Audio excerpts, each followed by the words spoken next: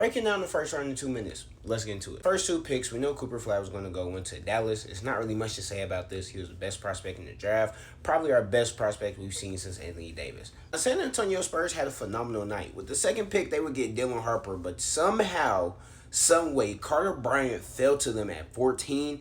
And oh my goodness, this is going to be a scary sight in San Antonio for a while. Carter Bryant was one of my favorite guys in the entire draft. I mean, the shooting ability, his ability to play off the ball. Who better to play off the ball from than Dylan Harper and Victor Wembanyama? Then he's going to bring you a bunch of value on defense, and with how athletic he is, I mean, San Antonio is going to be nasty. Washington also had a really good draft night. I mean, being able to get Trey Johnson at 6, being able to have him develop behind the CJ McCollum, a Chris Middleton, a Marcus Smart is huge. Then getting a Will Riley who can move real well off the ball, has some shooting upside, and who better to learn how to shoot from than Chris Middleton and CJ McCollum. I mean, the Wizards definitely won tonight. Tonight we saw the Suns use that number 10th overall pick and also trade a pick lower in the draft to get 2 big men, which they desperately needed. Suns had one of the worst rosters in the league, no real players outside of your shooting guard, so they needed some big man presence. And you get that in Mark Williams and Kamen Maluach. Kamen can be one of the best rim protectors and overall best centers in the league if he can develop properly in Phoenix. And being next to a Devin Booker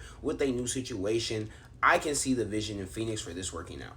And then there's not too much pressure on him immediately because you have Mark Williams right there next to him. Now, everyone's talking about the New Orleans Pelicans and what they did, and I just don't like these moves at all. Now, don't get me wrong. I love Jeremiah Fears and Derek Queen as prospects, some of my favorite prospects in the class, but I just don't know how they fit in New Orleans if you have a Jordan Poole, a DeJounte Murray, and a Zion Williamson. Now, it's possible that Zion and DeJounte are probably going to get moved up off of, considering they just got Joe Dumars, but off first look, I just don't love this. I also don't love the fact that you traded your first round pick unprotected next year for Derek Queen, who I like Derek Queen, but y'all are going to be ass next season, But I think the biggest story out of draft night is the Nets. The Nets had 5 first-round picks, and they used every single one of them. Now, I'm not going to call them losers like a lot of people are because I was a fan of Igor Dimin. I love the upside as a 6'9" wing who's really good at playmaking, processing, and pick and roll. And I think if anybody can get that out of him, it can be Jordy Fernandez. You also have some shooting upside with Danny Wolf and Drake Powell, so it's not just going to be the Cam Thomas show,